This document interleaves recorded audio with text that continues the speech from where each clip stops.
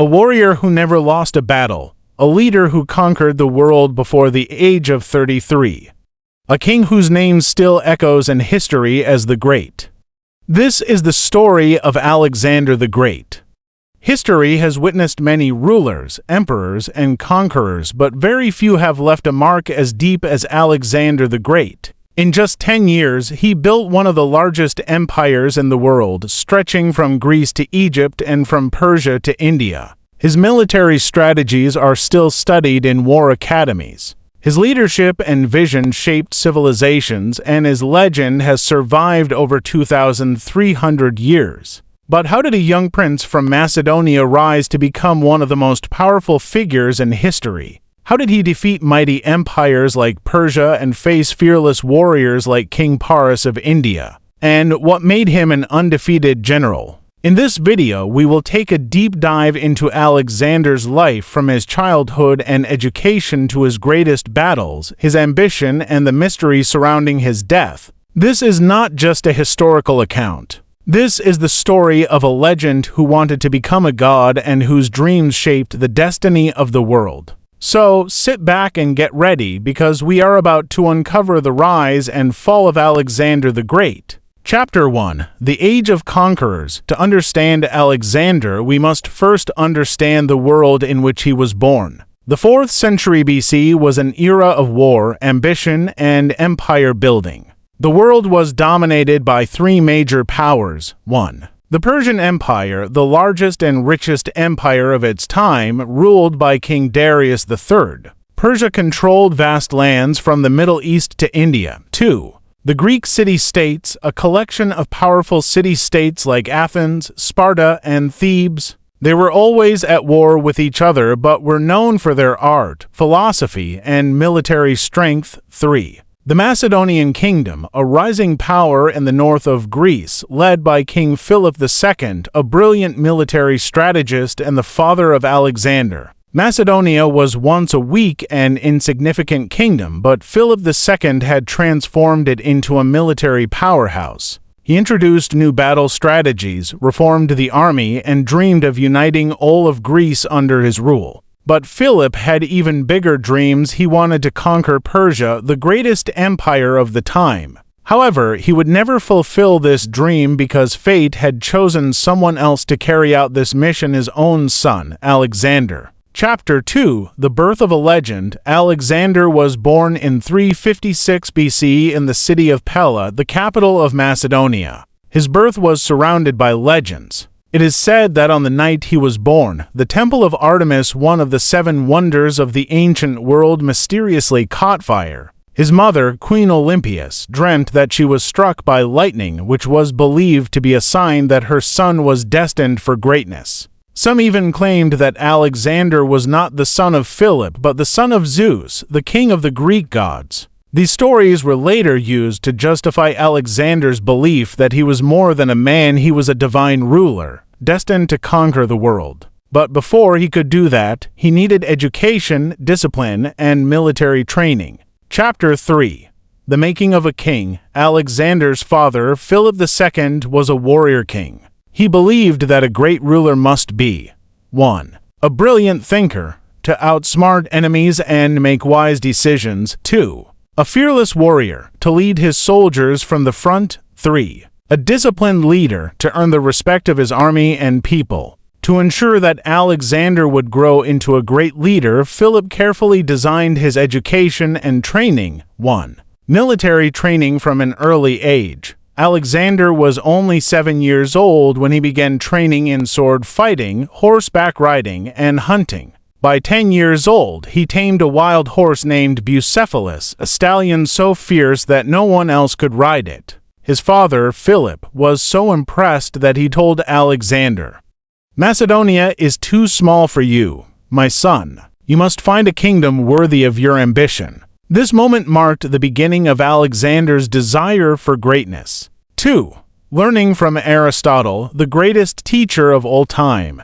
At the age of 13, Philip II hired the greatest philosopher of ancient Greece, Aristotle, to be Alexander's personal tutor. Aristotle taught him philosophy, how to think logically and critically, Politics and leadership, the art of ruling people wisely. Science and medicine, knowledge that helped Alexander treat wounded soldiers. Mythology, stories of heroes like Achilles, Alexander's idol. Under Aristotle's guidance, Alexander developed a sharp mind and a strong belief that he was destined to achieve greatness. Chapter 4. The First Test of Leadership.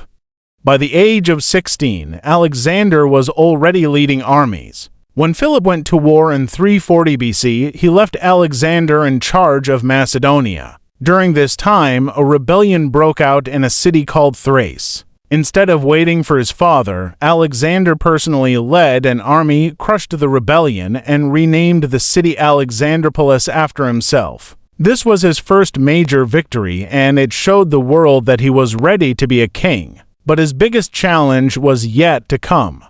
Chapter 5. The Tragic Death of Philip II.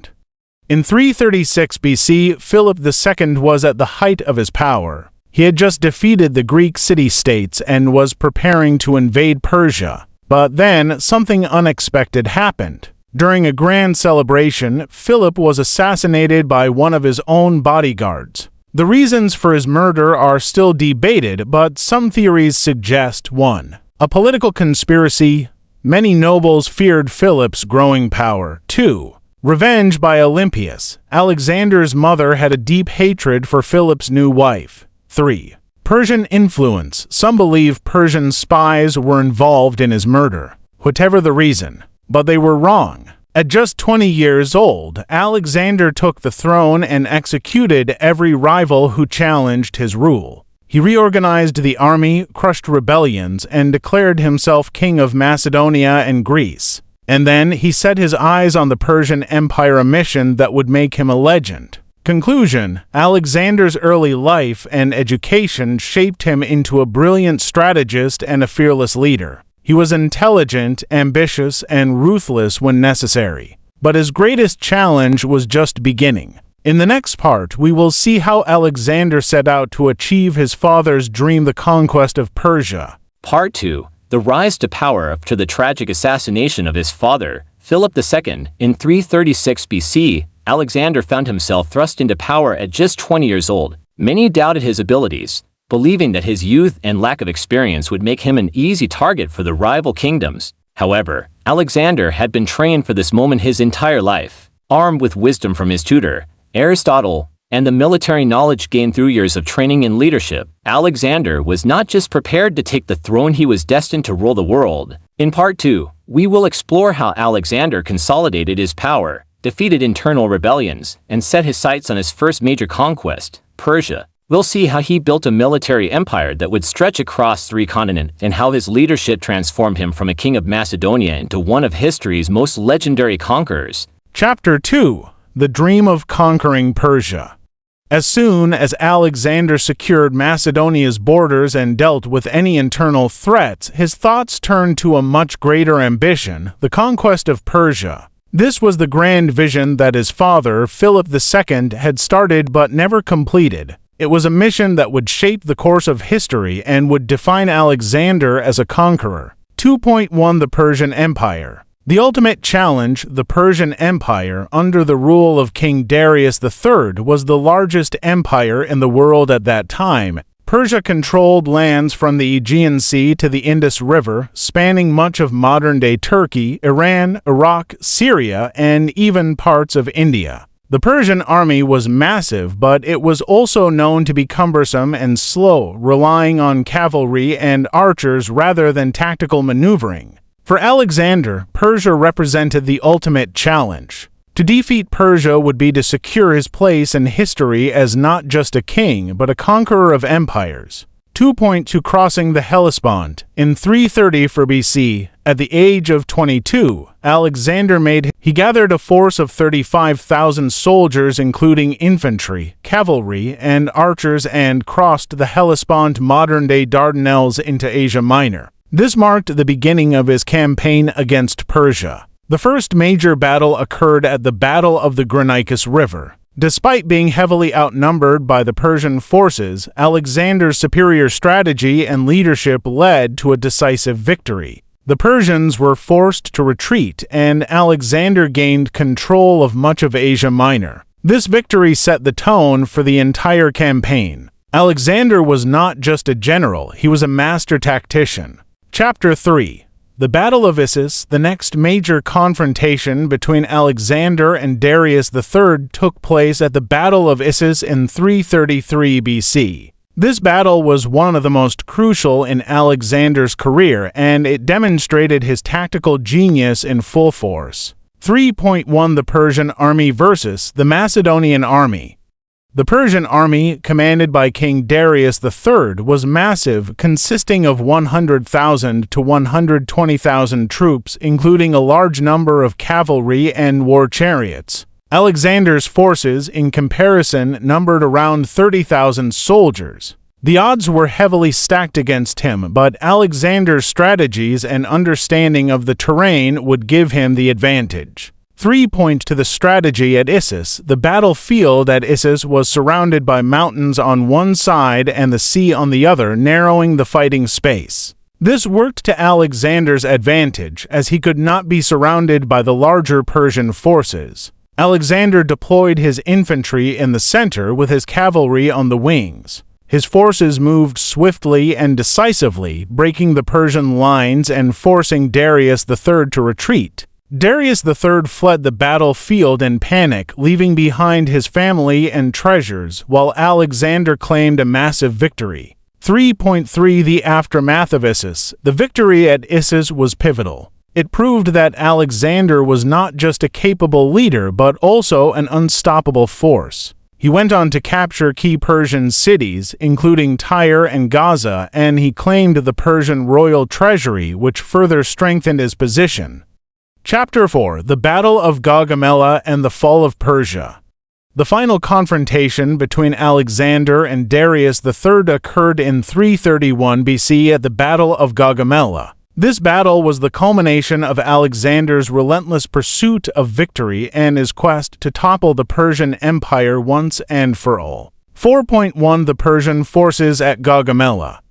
Darius had assembled an even larger army than at Issus, with reports suggesting over 200,000 troops. Darius also had war elephants and a greater number of chariots. 4.2 Alexander's strategy at Gaugamela.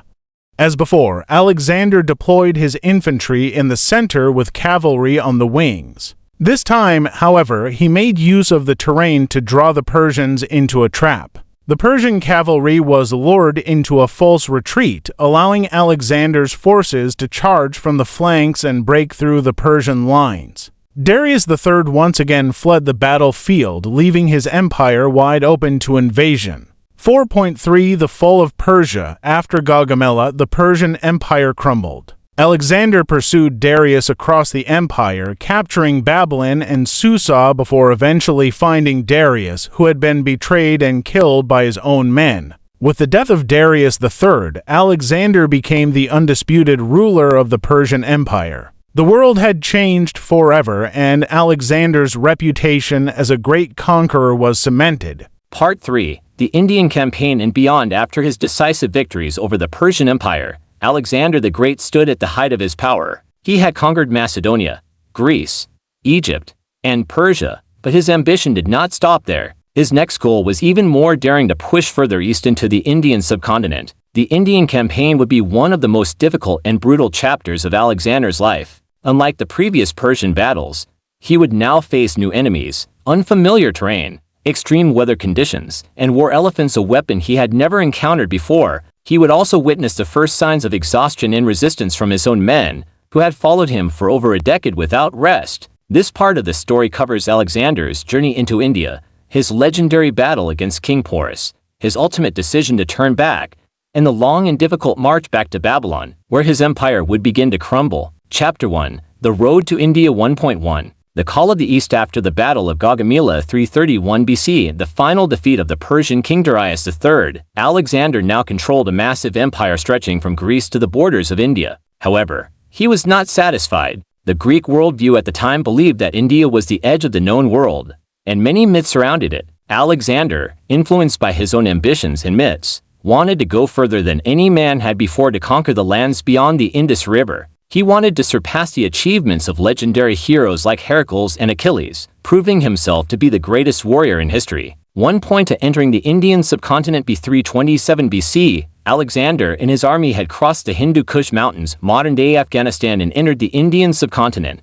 The lands he first encountered were controlled by a mix of small kingdoms and powerful warlords. These kingdoms were not united under a single ruler, which worked to Alexander's advantage. However, the terrain was harsh and unfamiliar. His soldiers had to march through dense jungles, rivers, and extreme heat, facing monsoons and disease. Despite these challenges, Alexander pushed forward. His first major test came against King Porus, one of the most formidable rulers of India. Chapter 2, The Battle of the Hydaspes 326 BC. 1 The Might of King Porus. King Porus ruled a kingdom in modern-day Punjab, near the Jhelum River. Ancient Hydaspes. Unlike the Persian rulers, Porus was a skilled and fearless warrior, ready to defend his land. His army was strong, with 50,000 infantry, 4,000 cavalry, 300 war chariots, and 200 war elephants, a terrifying force that Alexander had never faced before. War elephants were particularly dangerous. They could trample soldiers, crush enemy lines, and strike fear into horses. Porus knew that the Jhelum River was a natural barrier, and he stationed his army on the far side of the river, believing that Alexander would struggle to cross it. To point to Alexander's brilliant strategy, Alexander, however, was a master strategist. He realized that a direct assault on Porus would be too risky. Instead, he devised a plan to outsmart the Indian king. He divided his forces, sending a portion of his army to create a diversion while secretly leading his main forces to cross the river at night. The crossing was difficult, as the monsoon rains had caused the river to swell, making the water treacherous. After a secret march of over 25 kilometers, Alexander successfully crossed the river and attacked Porus from the flank, catching him off guard. 2.3 The fierce Battle of the Hydaspes was one of the bloodiest battles of Alexander's career. The Indian war elephants charged at Alexander's phalanx, crushing many soldiers. However, Alexander's cavalry was faster and more maneuverable, allowing them to attack from the sides and weaken the elephants. Chapter 3, The Army's Rebellion and Turning Back. 3.1 The soldiers' growing exhaustion. By now, Alexander's soldiers had been marching and fighting for over 10 years, covering thousands of miles across deserts, mountains, and jungles. They were weary and homesick, longing to return to their families, facing harsh climates, suffering from diseases and hunger, losing morale as each victory led to another battle with no end in sight. After the battle with Porus, Alexander wanted to march further east into the heart of India. However, for the first time, his men refused to go any further. 3 points to the mutiny at the Hyphasis River. At the Hyphasis River, modern Bees River, Alexander called his officers and told them of his plan to conquer more of India. But his men had reached their limit. They openly refused to march further, saying they had fought enough. They wanted to return home, believing that further battles would only bring more death. Even Alexander's closest generals advised him to turn back. For the first time in his career, Alexander was forced to listen to his army. After days of refusing to accept their decision, he reluctantly agreed to turn back. This marked the end of Alexander's eastward expansion. His dream of conquering all of India remained unfinished, but his empire was already the largest the world had ever seen. Chapter 4, The Difficult Return Journey. 4.1 The Journey Through the Jedrosian Desert.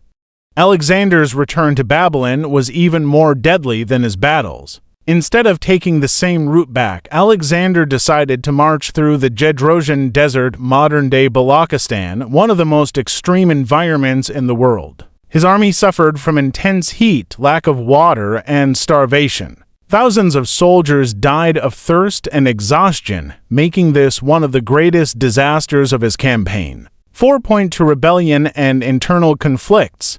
As they marched back, many satraps, governors that Alexander had left in charge of cities began to rebel, forcing him to spend more time suppressing uprisings. Some of his closest generals became disloyal, frustrated with his leadership. Conspiracies against him began to grow, signaling the beginning of internal collapse. 4.3 The Final Return to Babylon. By 324 BC, Alexander finally reached Babylon, but the long years of war had weakened his empire. His men were no longer the same fearless warriors they once were. Alexander had conquered the known world, but he had also exhausted his forces, leading to the slow decline of his empire. Conclusion of Part 3: The Indian Campaign and Beyond. Alexander's Indian campaign was both a triumph and a turning point. He had defeated King Paris, expanded his empire, and proved his military brilliance. However, for the first time, he had faced resistance from his own army, forcing him to abandon his plans. His long journey back was filled with suffering, rebellion, and exhaustion. Part 4: The Final Years and Death of Alexander the Great. 3,000 words. Introduction to Part 4. After conquering the largest empire the world had ever seen, Alexander the Great returned to Babylon in 324 BC. His dreams of expansion were not over. He planned to march westward towards Arabia and beyond. However, his final years were marked by internal conflicts, betrayals, personal loss, and mysterious illness, all of which ultimately led to his sudden death at the age of 32. In this part, we will explore how Alexander struggled to maintain his empire after years of continuous war, the conflicts and conspiracies that rose among his generals, the mysterious circumstances of his death, the chaos that followed after his passing, leading to the collapse of his empire. Chapter 1: Alexander's Return to Babylon. 1.1 Entering Babylon 324 BC. After surviving the brutal return march from India through the Jiddrasian Desert, Alexander arrived in Babylon, the capital of his empire. He was welcomed as a hero, but his army was exhausted and broken from years of war. He had lost thousands of men to battles, disease, and starvation, leaving his forces weaker than before. Instead of resting, Alexander immediately began planning new campaigns, aiming to conquer Arabia, North Africa, and even Italy. However, things were not the same as before. The loyalty of his generals was weakening, and his empire was beginning to fracture. 1.2 The growing tensions among his generals. Alexander had always been a ruthless ruler, but after returning to Babylon, he became even more paranoid. He executed several of his closest commanders, accusing them of conspiracy. Many Macedonians were angry because he was adopting Persian customs, dressing like a Persian king, and forcing his men to bow before him, a practice called proskynesis. His army, once united, was now divided, with Greek and Macedonian soldiers resenting his favoritism towards Persian and Indian officers. This tension and distrust would only continue to grow in the months leading up to his death. Chapter 2: The Mysterious Death of Hephaestion. 1. Hephaestion, Alexander's closest companion among all his generals and friends. Hephaestion was the closest to Alexander. He was not only a brilliant military commander but also Alexander's childhood friend and most trusted advisor. Some historians believe Hephaestion was the only person Alexander truly loved, whether as a brother, friend, or possibly even romantically. He had been by Alexander's side in every battle, always helping him make key decisions. To point to Hephaestion's sudden death. 324 BC. In 324 BC, while staying in the Persian city of Ecbatana, Hephaestion suddenly fell ill and died. The cause of his death is unknown, but historians suggest he may have died from typhoid fever, poisoning, or excessive drinking. Alexander was devastated, openly weeping for days and refusing to eat. He executed the doctor who had failed to save Hephaestion, blaming him for the loss. 2.3 Alexander's decline. After Hephaestion's death. After losing Hephaestion, Alexander was never the same again. He became distant and emotionally unstable, drinking heavily and making irrational decisions. He ordered a massive funeral for Hephaestion, treating him like a fallen king. Many believed this event broke Alexander's spirit, leaving him vulnerable to his own downfall. Within a few months, Alexander himself would be dead, leading to one of history's greatest mysteries. Part 5: The Legacy of Alexander the Great. 3,000 words. Introduction to Part 5. Alexander the Great died at just 32 years old, but his influence lasted for over 2,000 years. Even though his empire collapsed soon after his death, his ideas, culture, and military strategies continued to shape civilizations for centuries. In this part, we will explore Hellenistic culture, how Alexander spread Greek influence across Asia, Egypt, and India. Military strategies, how his tactics influenced later generals like Julius Caesar and Napoleon. Political impact, the empires and kingdoms that followed his rule. Philosophy and science, how Alexander's conquests led to a new era of knowledge. Religious and mythological influence, how different cultures viewed him as a god or hero. Chapter 1: The Hellenistic Era, Alexander's Cultural Revolution. What is Hellenism? The most significant impact of Alexander's conquests was the creation of the Hellenistic world. Hellenism refers to the spread of Greek culture, language, philosophy, and traditions across Egypt, Persia, India, and Central Asia. Before Alexander, Greece was just a small region in Europe. After him, Greek ideas became global, influencing cities from Alexandria in Egypt to Taxila in India. The Hellenistic period lasted from Alexander's death 323 BC to the Roman conquest 31 BC. The foundation of Alexandria, the greatest city. One of Alexander's most lasting legacies was the city of Alexandria in Egypt, which became the world's leading center of learning, science, and philosophy. Home to the Great Library of Alexandria, one of the largest libraries in history. A melting pot of Greek, Egyptian, and Persian cultures. The capital of the Ptolemaic dynasty, ruled by Alexander's general Ptolemy. The Greek influence on Persia, Egypt, and India. Alexander encouraged a mixing of cultures. He married a Persian princess, adopted Persian customs, and built Greek-style cities across his empire. Persia, Greek and Persian cultures merged, influencing architecture, art, and governance. Egypt, the Ptolemaic dynasty ruled Egypt for 300 years, ending with Cleopatra. India, Greek rulers in India, like Menander I, blended Greek and Buddhist traditions. Even after his empire collapsed, his cultural influence remained, shaping civilizations for centuries.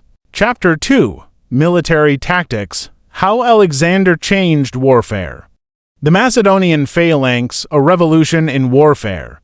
One of Alexander's greatest legacies was his military strategy. His army was nearly unstoppable because of the Macedonian Phalanx, a tight formation of soldiers using long spears, sarissas, siege warfare innovations, allowing him to capture heavily fortified cities. These tactics inspired later military leaders, including Hannibal of Carthage, who used similar strategies against Rome.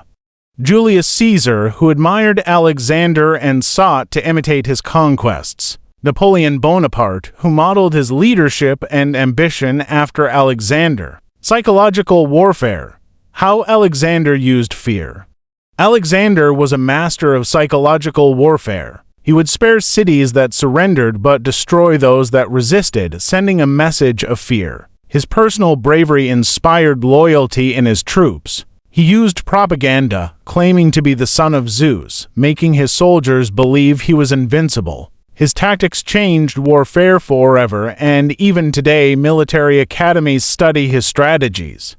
Chapter 3: Political Influence: The Successor Kingdoms. The division of Alexander's empire. After Alexander's death, his empire was divided among his generals Diadochi. The three most powerful kingdoms that emerged were the Ptolemaic Kingdom, Egypt, ruled by Ptolemy I, lasting until Cleopatra's death in 30 BC. The Seleucid Empire, Persia and Mesopotamia, a powerful empire blending Greek and Persian cultures. The Antigonid dynasty, Macedonia and Greece, the weakest of the three, often at war with Rome. The influence on Rome and later empires. Alexander's empire influenced Rome, which later expanded using similar tactics and governance. Roman generals like Julius Caesar and Augustus admired Alexander. The Roman Empire absorbed Greek culture, continuing the Hellenistic traditions. Even centuries later, leaders like Genghis Khan and Napoleon studied his conquests. Chapter 4: The Impact on Science, Philosophy, and Religion. The spread of Greek philosophy and science. Because of Alexander's conquests, Greek philosophers and scientists spread their knowledge far beyond Greece. Aristotle, Alexander's teacher, had a huge influence on later philosophy. Greek knowledge of astronomy, mathematics, and medicine spread to Persia, Egypt, and India. The Library of Alexandria became the world's greatest center of learning. This knowledge transfer laid the foundation for the Islamic Golden Age and the European Renaissance. Alexander and world religions. Many cultures saw Alexander as a divine figure. In Islam, he is believed to be Dhul-Qarnayn, a righteous ruler mentioned in the Quran. In Persian mythology, he is remembered both as a hero and a destroyer. In Hindu texts, he is referred to as Sikandar, influencing later Indian rulers. Even in modern times, his legend lives on in myths, literature, and films. Conclusion: Alexander's eternal legacy. Alexander the Great's impact on history is unmatched. Even though his empire collapsed, his ideas continued to shape civilizations for centuries. His cultural influence, Hellenism, created a new global civilization that mixed Greek, Persian, and Egyptian traditions. His military tactics inspired generals from Rome to Napoleon. His conquests spread Greek knowledge, science, and philosophy across the ancient world. He became a legendary figure in world religions and mythology. Even today, Alexander the Great is studied, admired, and debated, proving that his influence will never truly fade.